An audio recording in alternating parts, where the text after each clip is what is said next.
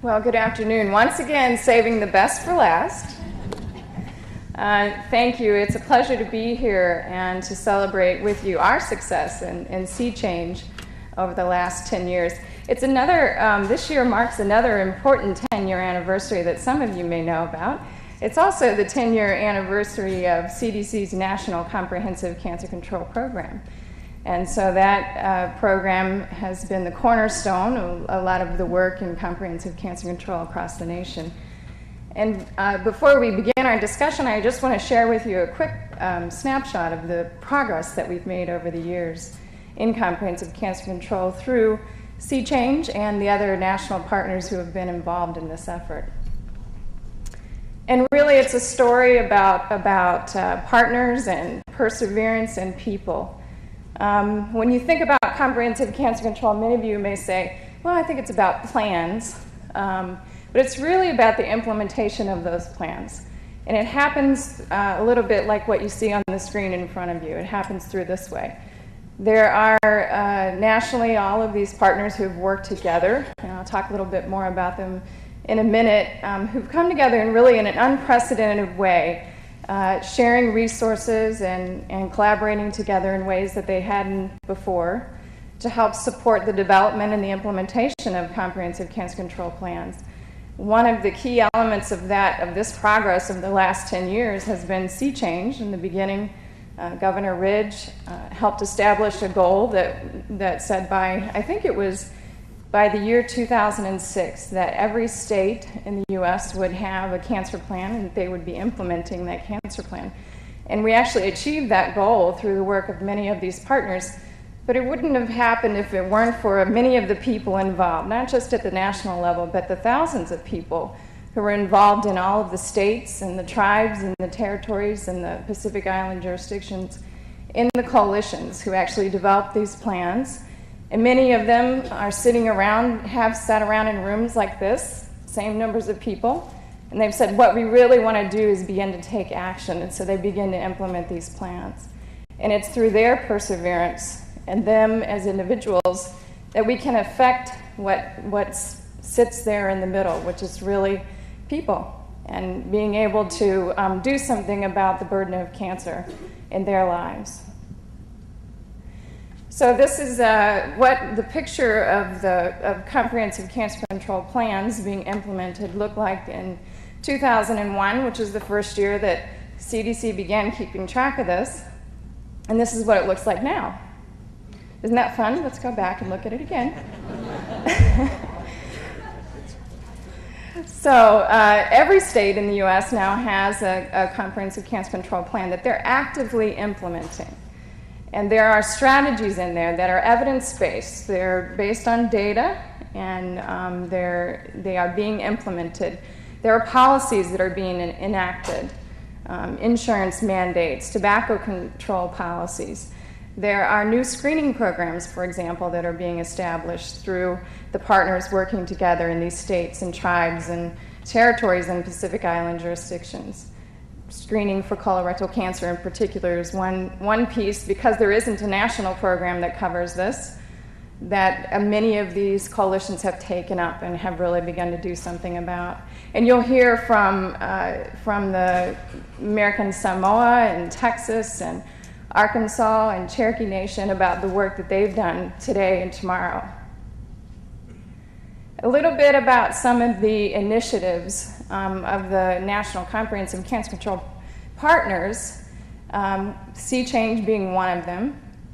We have worked together to host a series of leadership institutes, which many of you have been involved in, and actually have become avenues for disseminating a lot of the products and the ideas that actually are generated here at Sea Change. We had a workforce module at one of the leadership institutes.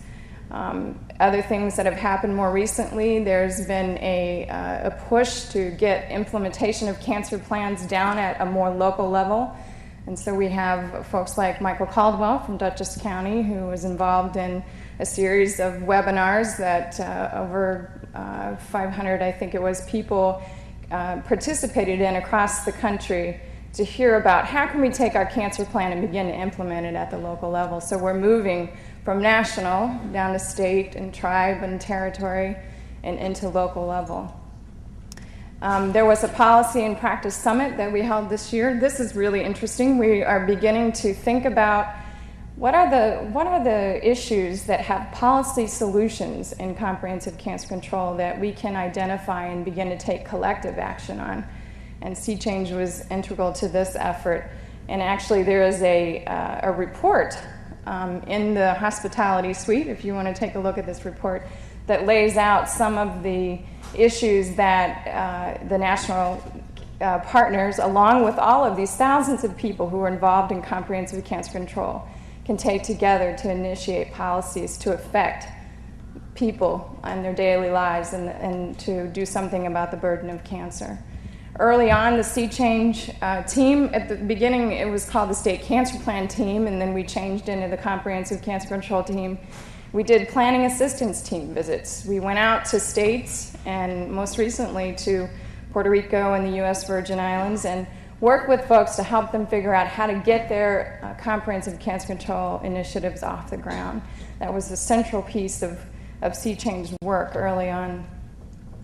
You all, I'm sure, know about Cancer Control Planet, and another accomplishment, something that we've all worked together on, is cancerplan.org, which is these are two web-based resources where folks who are practitioners in the world of comprehensive cancer control can go to find out more information. Cancer Planet has all of the data on there about cancer in the states and what can be done, some research-tested intervention products. So these are things that all of the national partners, Sea Change, work together on to accomplish. These are just a few things to mention. A lot of other work has been done. Right now we're working on developing some tools to help states, tribes, and territories figure out how to implement these wonderful plans that they've created. How do you actually go out and get the funding that's needed to implement these plans? And just a little bit about the national partners, and I know this can get a little bit confusing, really. The Sea Change is one of the national comprehensive cancer control partners. All of the national comprehensive cancer control partners are also members of Sea Change.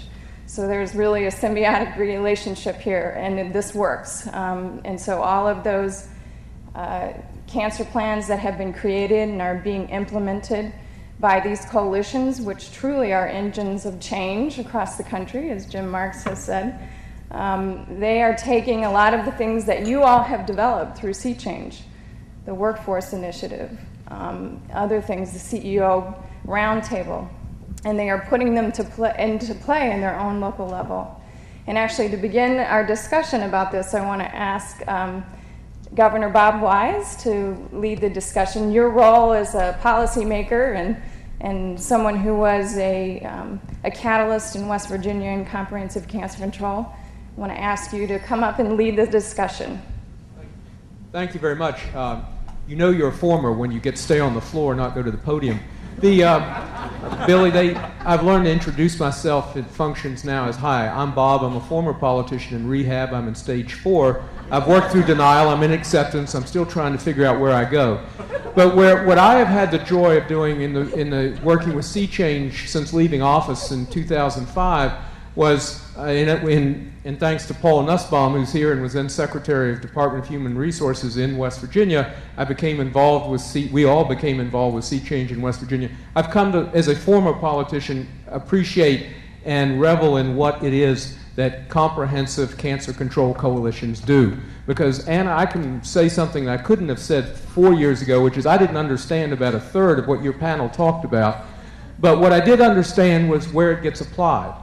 And it gets applied to comprehensive cancer control coalitions. Because what it does is, just as this gathering is so many different types of us all involved in fighting cancer and what can be done, so it is that comprehensive cancer control coalitions at the states and within the tribes and the territories and the Pacific Island jurisdictions, so it is that those coalitions bring people together, a lot of different walks of life, to do the same thing. What politics, successful politics at least, is about is bringing people together for common cause and getting them to be able to do more together than they could individually. In our state, I didn't come here initially